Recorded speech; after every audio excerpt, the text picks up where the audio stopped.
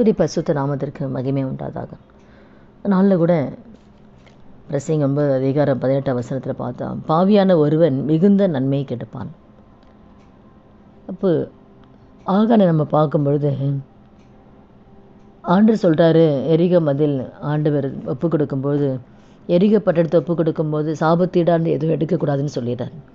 ஆனால் அதில் ஆகான் பார்த்திங்கன்னா ஆளுடைய வார்த்தைக்கு கீழ்ப்படியாமல் அந்த பொருள் ஆசை, அந்த பாபிலோன் சால்வை, அந்த பொன் பாலம், அந்த சிலதை இச்சித்து அந்த இச்சை தான் அந்த அந்த அந்த பொருள் மேலே அவன் இச்சித்து அதை எடுத்து அவன் கூடாரத்தை ஒழிச்சு வச்சிடறான். அப்போ ஆண்டு வார்த்தை கீழ்ப்படியாமல் சாபத்தீரானது எடுத்த நிமித்தம் அவங்க போகிற யுத்தத்தில் இஸ்ரேல் ஜனங்க தோல்வியை சந்திக்கிறாங்க. அப்போ ஏன் இந்த தோல்வி என்று சொல்லி யோசுவா கேட்கும்போது ஆண்டு சொல்கிறாரு, ஆகான் சாபத்தீரானது எடுத்துட்டான்னு சொல்லி சொல்லும்போது தான் ஆகானை வரவழைக்கிறாங்க பாருங்கள்.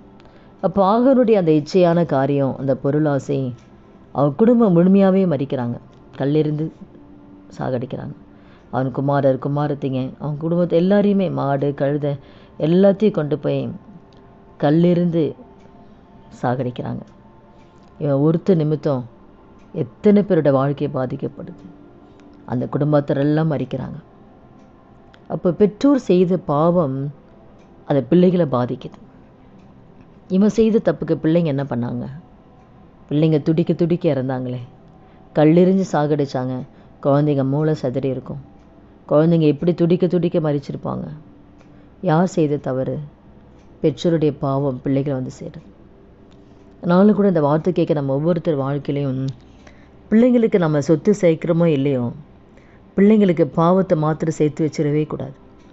எத்தனையோ குடும்பத்தில் பார்க்கும் பொழுது பெற்றோர் செய்த அந்த பாவம் அவங்க வாழ்க்கையில் சாபமாய் தொடர்ந்து பிள்ளைகளுடைய வாழ்க்கையில் வந்து நீங்கள் பார்த்தீங்கன்னா தெரியும். ஒரு குடும்பத்தில் எல்லா பிள்ளைங்களுமே ஊனமாக இருப்பாங்க. ஒரு குடும்பத்தில் எல்லாருடைய அதில் வந்து சகோதரர்களே இருக்க மாட்டாங்க, எல்லாருமே மறிச்சிருவாங்க. ஒரு குறிப்பிட்ட வயசில் ஆண் வாரிசே இருக்க மாட்டாங்க. அது ஒரு சாபம். இப்போ எல்லாருமே ஒரு குடும்பத்தில் ஊனமாக எல்லாமே இருப்பாங்க.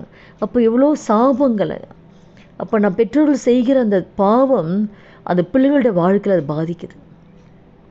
அதனால தான் நம்ம என்றைக்குமே நம்ம பிள்ளைங்களுக்கு சொத்து சேகரிக்கிறோம் இல்லை. ரெண்டாவது, பிள்ளைங்க வாழ்க்கையில் செய்கிற பாவத்தை நிமித்தம் பிள்ளைங்களுக்கு சாபத்தை தேடி வச்சிடக்கூடாது.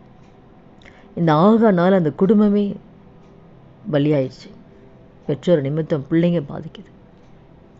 கேயாசி மூலம் அந்த குடும்பமே குஷ்ரோகி ஆயிடுச்சு. கேயாசி செய்த பாவத்தினால அவன் தீர்க்கதரிசியாக வந்திருக்க வேண்டியது, அவனுடைய பொருளாசையினால் அவனோட தலைமுறையெல்லாம் குஷ்ரோகியாக மாறிடுச்சு. எவ்வளோ வேதனை பார்த்தீங்களா? பெற்றோர் செய்த தவறு பிள்ளைகளை பாதிக்கும்.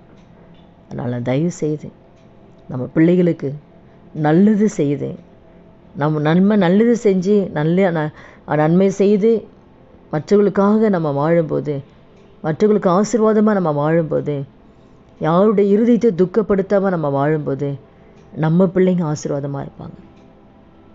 என்னால் இந்த வார்த்தை கேட்குற ஒவ்வொருத்தருமே நம்ம வாழ்கிற வாழ்க்கை யாருடைய இருதயத்தை துக்கப்படுத்தாமல், யாருடைய பொருளுக்கு ஆசைப்படாமல், எந்த பொருளையும் இச்சிக்காமல், நமக்கு கர்த்தர் கொடுத்தது போதும் என்று சொல்லி நம்ம சமாதானமாய் கர்த்தருக்கு பிரியமாய் நம்ம வாழும்போது நம்ம பிள்ளைங்க ஆசீர்வாதமாக இருப்பாங்க. இந்த காலத்தில் நம்ம ஜாக்கிரதையாக இருக்கணும். ஆகனை போல பாவத்தை செய்து குடும்பத்தை அழிச்சிடக்கூடாது. ஜெபிக்கலாமா? துதிகள் மத்தியில் வாசம் செய்கிற நல்ல தகப்பனே, இயேசுவின் நாமத்தில் நம்முடைய சமூகத்தில் வருகிறோம்.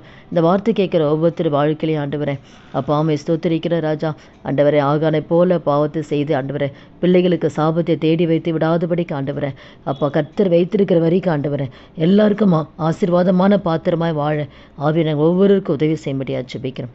இயேசுவின் நாமத்தில் ஜெபிக்கிறோம் நல்ல பிதாவே, ஆமென்.